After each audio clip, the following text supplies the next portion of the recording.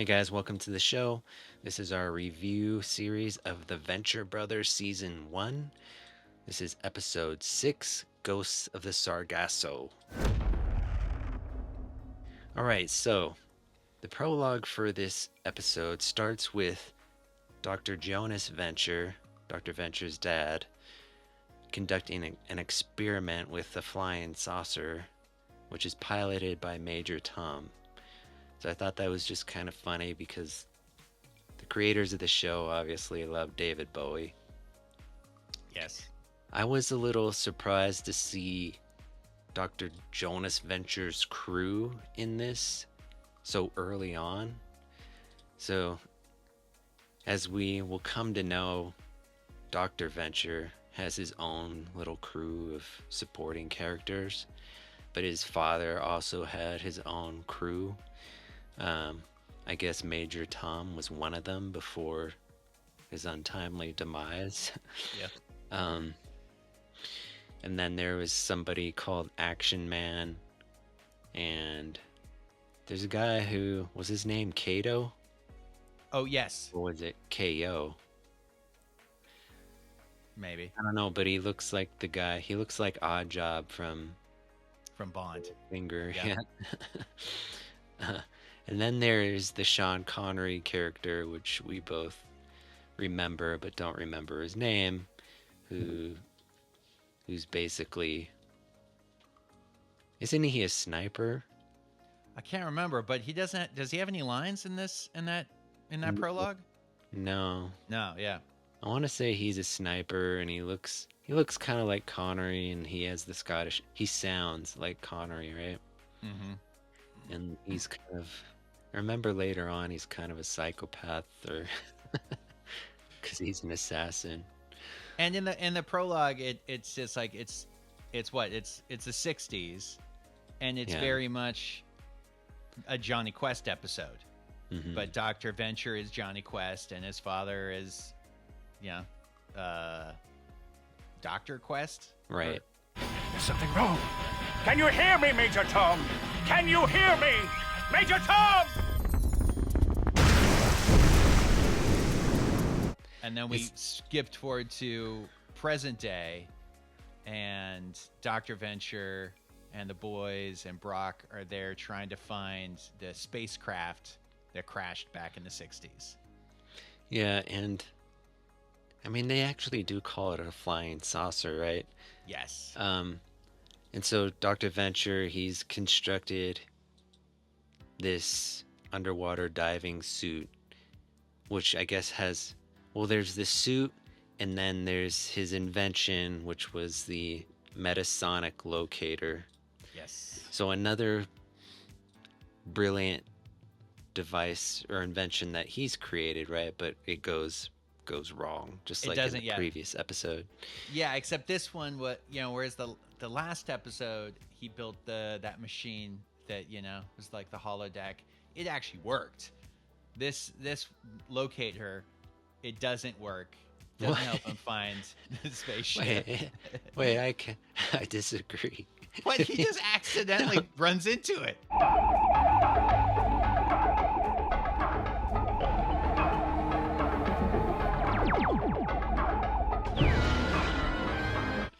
No, it works, right? It doesn't. It locates the ship, but he turns the power too high. Which, okay, so what he says in the episode is that, it generates high-powered sonic waves that can also alter or disrupt time, right? Yes. Because they're so, and so I feel like he turns it on too high, and so it reanimates Major Tom. But kind of isn't it successful in helping him to find the flying saucer? He's like, he turned it on, and we cut to him, and he still can't find it. So he's like, oh, I'll just turn it up a bit, and so I think I want to say that it works. There's just there's always consequences to his inventions. This at least time it from felt what like we've seen. only the time thing worked. Okay. Because he's like near death when he walks into it. He gets stuck in a giant clam for about half the episode. Undersea chewing gum. Because of this, I can't move. Oh boy, this can't be good. Aboard! Brock! Come in, Brock! I thought it was gonna be a kraken or like an octopus, right? Right, yes, Or a- and then no, it's just a giant clam. Yeah. You get stuck in it. But basically, but I mean, his Brock and the boys do kind of strand him down there, you know. So I'm willing. Well, they to... get attacked by ghost pirates. So there is kind of an A story and a B story, and there is Right. real stakes. At least at first, we think that the ghost pirates are there to, kill them. So And they're then- the ship is like enveloped in like a neon green fog, and then there's the ghost pirate ship, and then a pirate ghost is haunting Dean, I think. And then it turns out that it's real people, regular pirates who've been stranded in the Sargasso Sea for 10 years, right? 10 years. Surviving on eating seaweed and on passing cargo ships. Yeah, that they scare the They've crew, yeah. and the crew gets in lifeboats and flees, and they get to keep all the stuff. So this is the first introduction of the pirate captain, who, as far as I can tell, he doesn't have a name. He's the pirate captain, but he does come back in later episodes, and he's really just kind of an affable guy who's been stuck in this bad situation for 10 years, right? Yes. But anyway, And I like that all their pirate tattoos are just temporary tattoos. Right. So there's the most outrageous joke in this episode. They've locked Brock in the brig, and Brock tells them that the keys to their super yacht are up his butt. So the pirates decide to go looking in there, and He's got gloves at least. It's kind of a strange thing for Brock to do as the manly man, but I guess he's stuck in this situation. It's the only way to escape.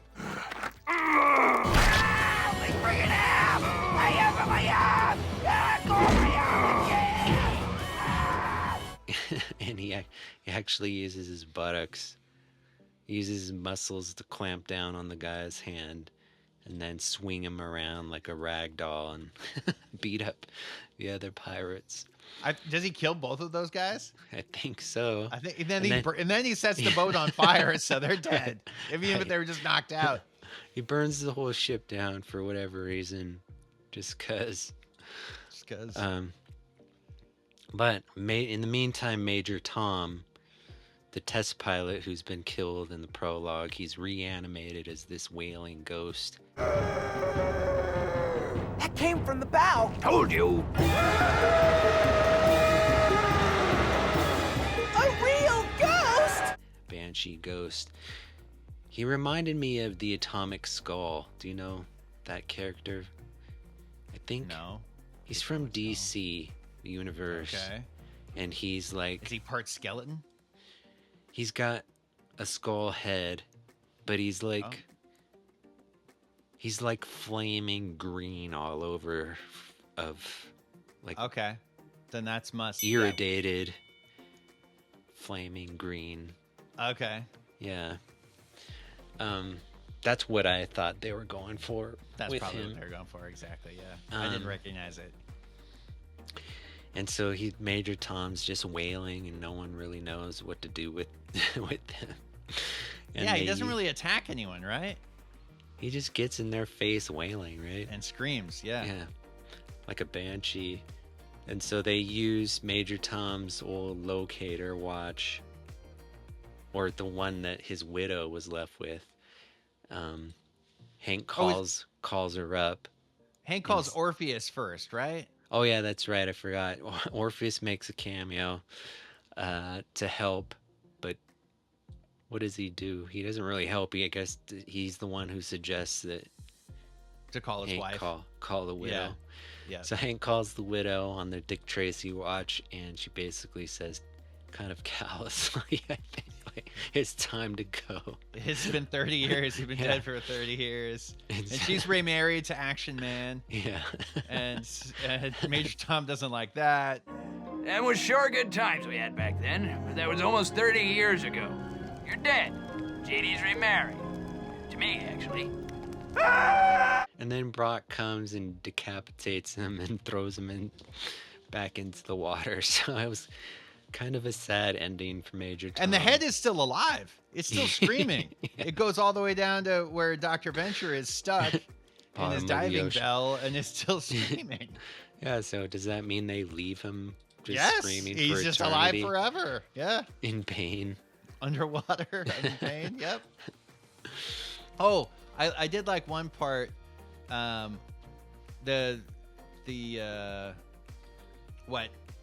Hank gets a gun to his head by the pirate king or the pirate captain, and so Brock, gives up and he gets locked up, and then he calls Dean, I think, on his watch, and he's like, "You got to be my hands," and Dean actually incapacitates two of the fake pirates, and maybe chokes him out. Killed one of them, because when they get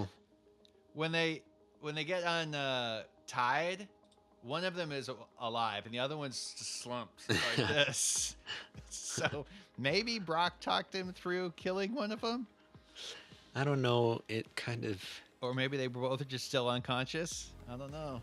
I'm surprised. I thought Hank was going to choke himself out and just pass out and be out for the rest of the episode, right? Yeah, and then wake up. He almost does, basically. Yeah.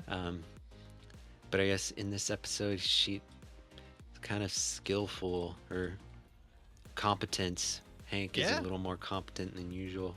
Let's rate this episode, and I want to, before I give my rating, as you know, I had high hopes for this episode because I thought it was going to be like almost a direct parody of the Johnny Quest episode called Mystery of the Lizard Men, which is they're also in the Sargasso Sea, Bermuda Triangle, and they basically take on these frogmen that they're wearing scaly wetsuits, so they're the lizard men.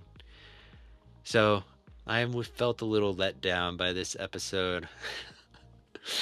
So although it did move, it felt more in line with the series than the previous episode. So I'm going to give it a 5. So I'd say it's pretty average. Only one above? Didn't you give the last one a 4? Yeah. Only one?